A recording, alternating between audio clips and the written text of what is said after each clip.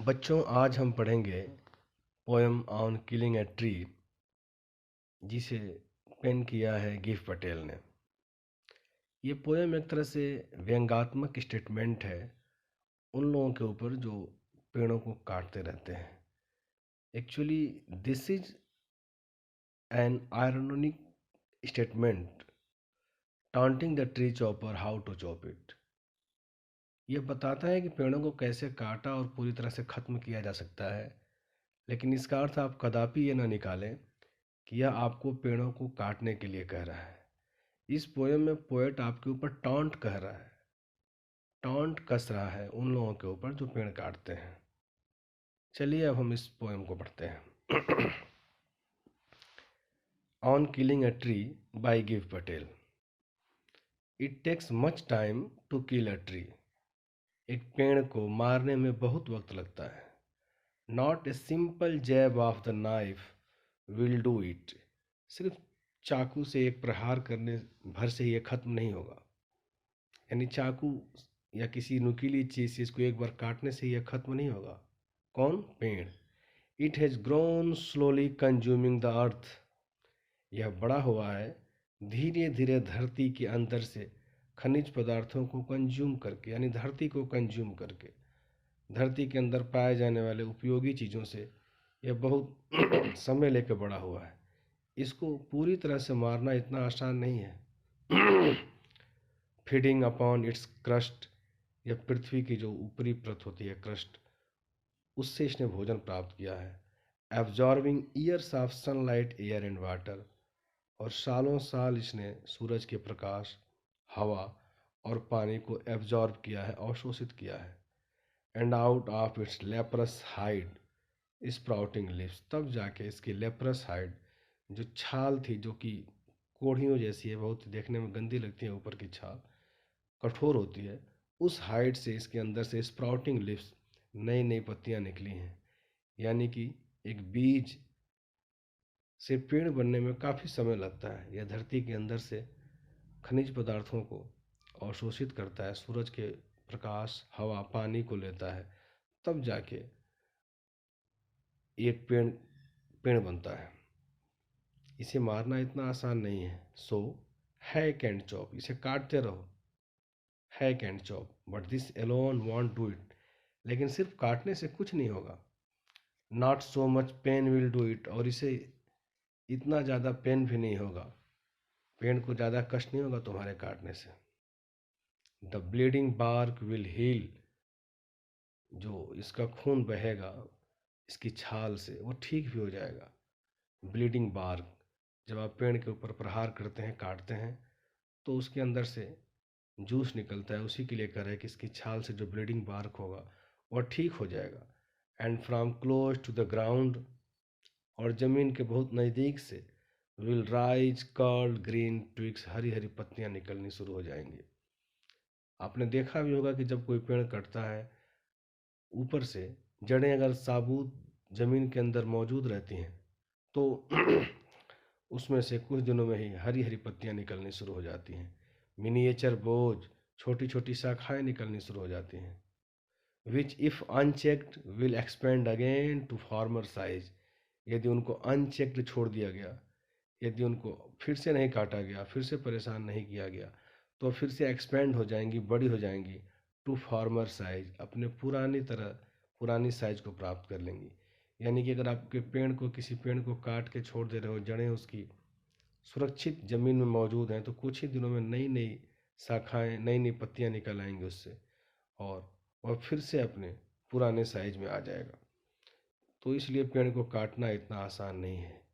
अब क्या कह रहा है? No, the root is to be pulled out, जड़ों को पूरी तरह से बाहर निकालना पड़ेगा। Out of the anchoring earth, anchoring earth धरती ने इसको एंकर कर रखा है, इसको आश्रय दे रखा है, धरती ने इसको जकड़ रखा है, उससे उसको बाहर निकालना पड़ेगा। It is to be roped, इसे रस्सी से बांधना पड़ेगा, टाइड, बांधना पड़ेगा। एंड पुल्ड आउट, पूरी तरह से खींचना पड़ेगा। स्नैप्ड आउट, कंप्लीटली बाहर निकालना पड़ेगा, झटके के साथ। स्नैप्ड आउट मतलब एक तेज झटके के साथ सारी जड़ों को बाहर निकालना पड़ेगा। और पुल्ड आउट एंटायरली, पूरी तरह से बाहर निकलना पड़ेगा। किसको बाहर निकालने की बात हो रही है? जड़ों को धरती के अंदर से। Pulled out entirely out from the earth cave, जो धरती की गुफा है, जिस धरती में जड़ें छिपी हुई हैं, उसके अंदर से उनको पूरी तरह से बाहर निकालना पड़ेगा। And then the strength of the tree expose, तब आपको पेड़ की असली ताकत दिखेगी। पेड़ की असली ताकत तब एक्सपोज होगी, बाहर आएगी। And what is the real strength of the tree? Roots.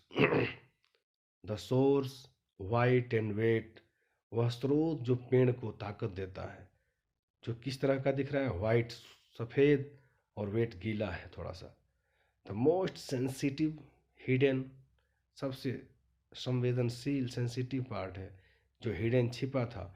For years inside the earth, सालों साल से जो धरती के अंदर छिपा हुआ था, जो जड़ें छिपी हुई थी, वही रियल स्ट्रेंथ है, जो कि दिखने में सफ़ेद और गीली हैं। Then the matter of scorching and choking in air, तब इसको आप क्या करें? धूप में इसको सुखाएं जब तक ये चोक न हो जाए, बिल्कुल डेड न हो जाए। ब्राउनिंग, तब ये भूरी होनी शुरू होंगी। हार्डनिंग, कठोर होनी शुरू होंगी। ट्विस्टिंग, मुड़ने लगेंगी। विदरिंग, मुरझा जाएंगी। And then it is done, तब आप एक पेड़ को कम्प्लीटली मार सकते हैं। यानी पोएम में पोएट ये बता रहा है कि एक पेड़ को मारना इतना आसान नहीं है। सिर्फ चाकू से काट भर देने से आप उसे पूरी तरह ख़त्म नहीं कर पाएंगे। इसके लिए आपको कम्प्लीटली उसकी जो असली ताकत है उसको बाहर निकालना पड़ेगा। और असली ताकत क्या है? असली ताकत है उसकी जड़ें। और जब जड़ें बाहर आ जाएंगी, तब आप उसमें से क्या कर सकते हैं? उनको धूप में सुखाएं, हवा में सुखाएं।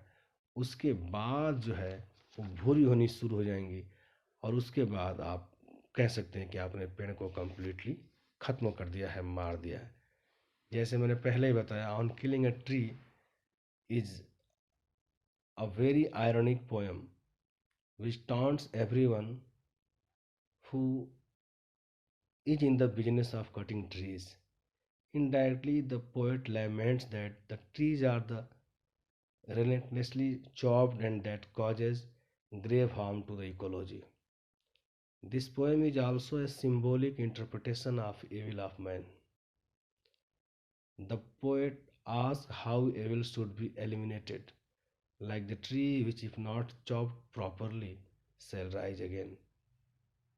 Thirdly, we can say that the poem, using metaphor of the tree, gives a strong moral that when we have any kind of work in hand, it must be finished systematically.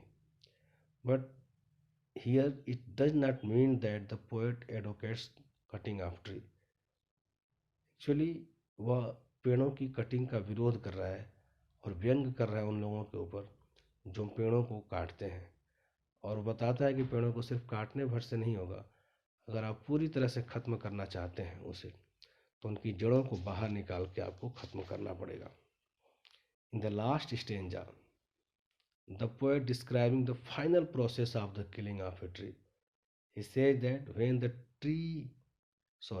the root of the tree is pulled completely and it is exposed in sun and air, then the root starts getting choked and dying. Heat makes the root brown, which was earlier white in color, and now it is hardened by the drying up of its moisture. Its color is now becoming brown and it starts twisting and its state of decaying and withering. This is the actual end of the tree. When you completely make the roots brown, then you can say that you had killed a tree. Thank you.